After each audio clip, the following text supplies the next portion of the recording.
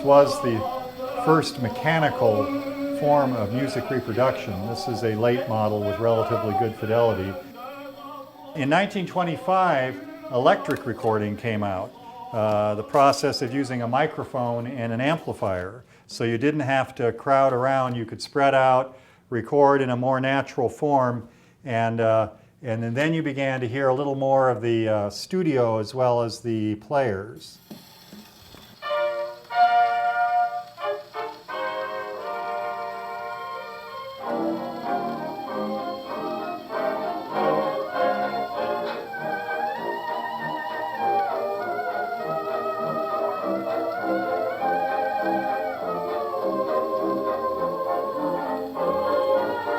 And I've always kind of liked this old music because it reminds me of my happy hours as a youth spent in front of our little black and white TV watching old cartoons.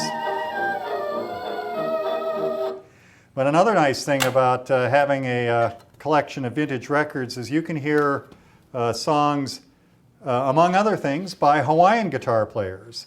Here's a happy little melody by King Benny Navahi, the virtuoso of Hawaiian guitar, recorded about 1930.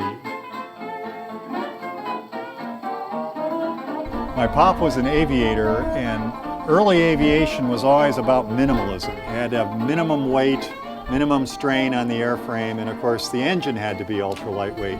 So he got very interested in this newfangled thing called a Volkswagen. So we all grew up with this car that was like...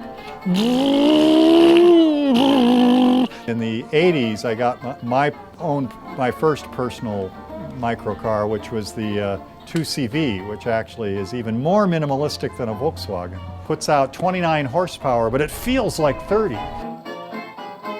You know, tone is one of those simple words that embraces a whole lot of different attributes.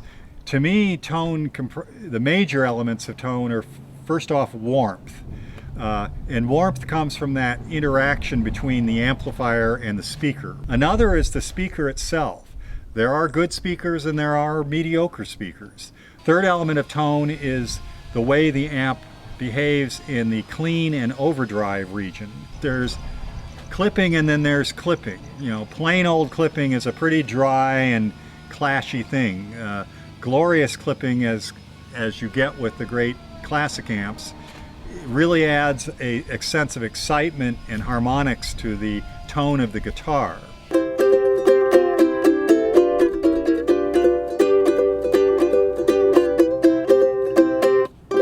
Well, my mom always had records in the household, and she would let us little kids play them, which was pretty cool. I remember holding these big 78s up and saying, well, it's got a red label, but some of those red label ones are kind of boring and they just go on and on. That was, of course, their classical label.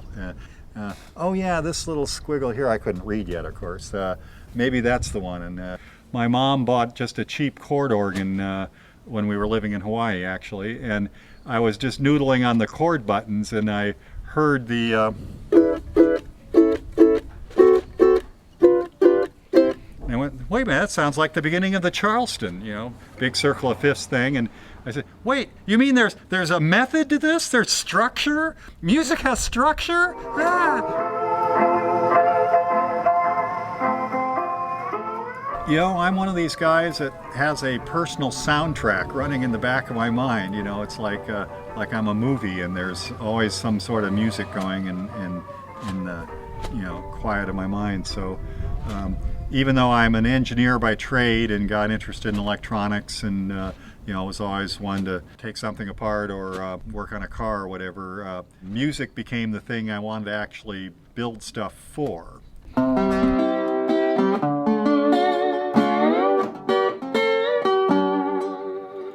I remember this one picture on this album cover. It was this black guy with this big afro just looking out at the camera with this attitude. And I'm just going, who's this guy think he is? And my younger brother, the musician, says, well, that's Jimi Hendrix. You got to listen to him. And he was cranking the amp up to 10, which nobody ever heard of doing that. I mean, it was just overdriving like crazy. But he was riding this wild horse and making it do stuff.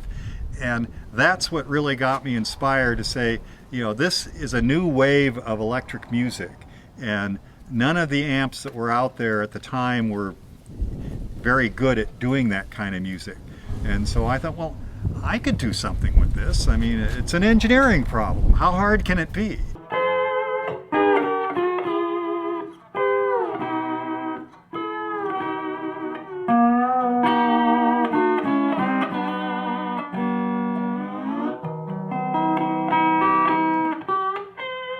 Over the next couple of years, we got a line of amps going that were pretty good, but a lot of the players who were coming in and looking at the amps were saying, they are pretty good, but they're not as good as my old tube amps. And I'm going, well, yeah, but tubes, I mean, they're a dying technology. I mean, everything's going solid state. It's just so much more practical. And they're going, yeah, but the sound isn't there. Well, all right, show me what you mean, So they'd bring in their favorite tube amp, and I'd look at it on the bench and play through it and go, well, yeah, this has got some qualities to it. I'd try to work them into my amp, and we'd get a little closer, but still kind of a long ways apart. And this went on for several years. And towards the end of that period, I began to really get a sense of what the particular behavior patterns were of the classic tube amps, but we were getting out of the guitar amp business at that point and starting to become QSC audio.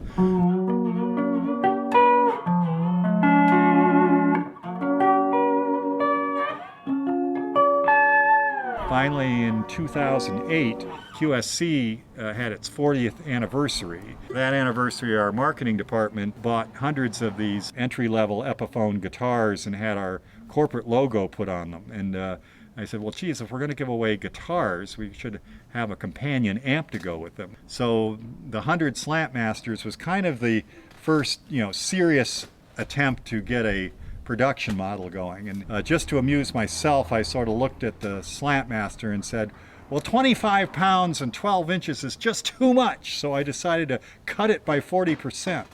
And I made an 8-inch version with the same 50-watt amp and put B&C's loudest 8 in there with a bodacious neo magnet, and got an amp that was about the size of almost somewhere between a Fender Champ and a Princeton. That led to the MicroPro 200 that we're selling right now.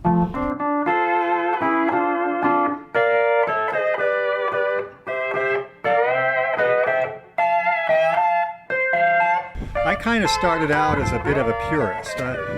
Some of the great, vintage amps have 2, 3 knobs on them. Some of them only have 1 knob of volume control. And so I started out with a relatively limited set of knobs, but every time we'd show it to someone, they would go, oh, this is really cool. I love the sound you're getting.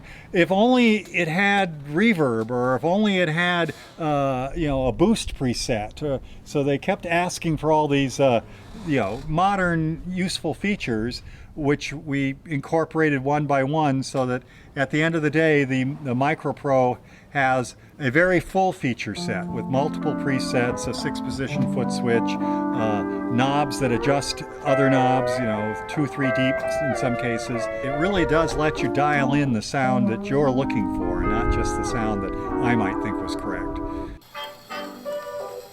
I was a geeky kid, so I didn't really see myself as on-stage material, but being the power behind the throne, so to speak. And it is a thrill watching a good musician make glorious music through something I built. That's pretty cool.